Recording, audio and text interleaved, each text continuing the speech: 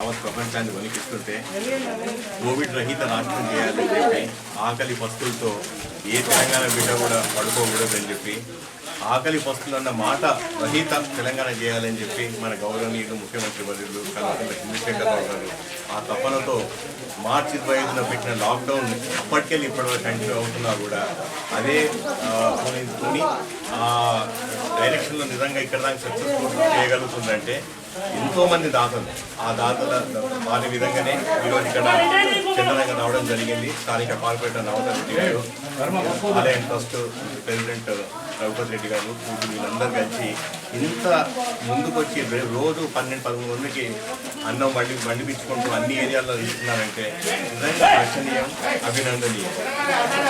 ఇంతమంది మనం కష్టపడుతుంటే కావాల్సింది ఏంటి?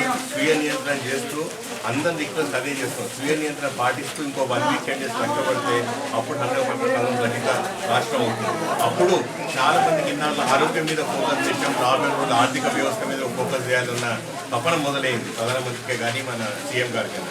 ఎందుకంటే ఇది చాలా రోజులు నడవదు. ఏ కూలీ వలస కార్మికులైనా కూడా వాళ్ళు ఎందుకు ఇక్కడికి వచ్చి వాళ్ళు అడుకుంటున్నారంటే వాళ్ళకి ఉపాధి లేక.